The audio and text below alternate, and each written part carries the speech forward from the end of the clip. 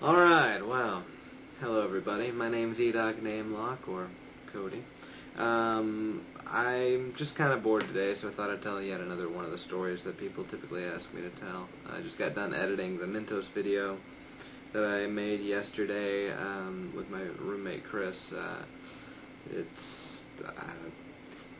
I guess it was kind of fun. We were really bored. I was having a really long day, and I was desperately in need of a shower and a shave, so you know, now I'm all clean shaven, and, well, not really clean shaven, I used my beard trimmer, but you guys don't care. Anyway, I'm well rested. Time to tell a story. This story is the story about the Crackhead, and it happened when I was second half of my sophomore year, maybe my junior year of high school, and, you know, I'm 23 now, I just graduated college, so it gives you a frame of reference.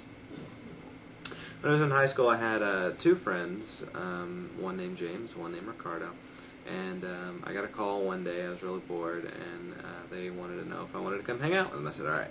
So, we all hopped into James and Ricardo's car, and by the time I got in there, the two of them were already arguing. They were yelling back and forth at each other. Apparently, Ricardo wanted James to buy him cigarettes, and none of us were actually quite 18 yet.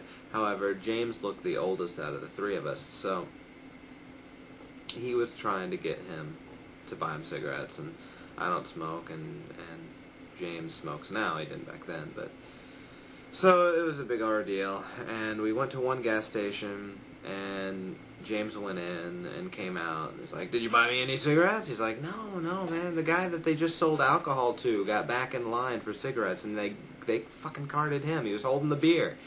So, no, I didn't. He's like, oh, alright. So he went to another gas station. They were arguing back and forth, and finally, James was like, fine, I'll go ask that woman over there that's going in if she'll do it for us. So he does, and he comes back with his head held low, and he's like, dude, she works there, man. She fucking works there. What are the fucking odds that I'd go up to a woman who works here, not even on her day to work, she's just picking up her paycheck? We have to stop. This is too weird. And they're like, no, you have to buy me cigarettes. We'll go to another gas station. So we went to another gas station. This time, they were yelling at each other outside of the car, quite loudly.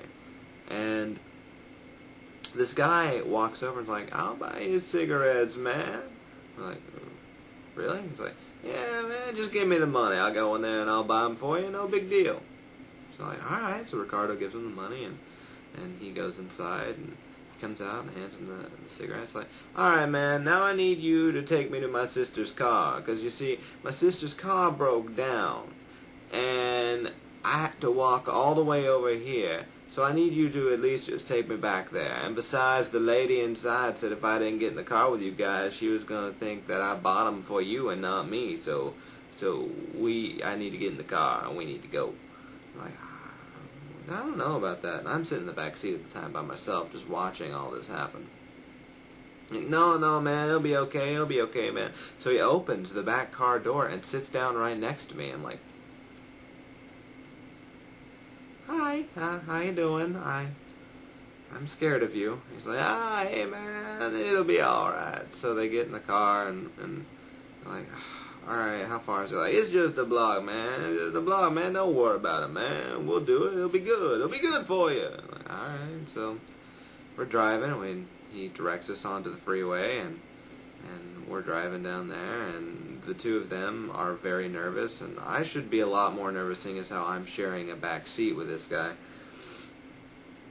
I was just expecting to get shanked, but for some reason that I wasn't that nervous. And so we pull off the freeway, and we're now downtown. We are much farther than a block. And he's like, hey man, what's going on? This is an awesome part of town, man. And Ricardo's like, oh, look, hey, there's the pizza place. I'm going to get out and go eat a pizza. You can pick me up on the way back. So he opens the door, he's about to jump out, and James reaches over and grabs him by the back of the shirt and pulls him back in and starts yelling. He's like, you are not leaving us in here with that guy. If we get killed, you get killed with us. It's your freaking idea. It was your cigarettes. He's like, hey, man, don't be scary, man. don't be scary. In the Bible, Jesus says, don't be scary.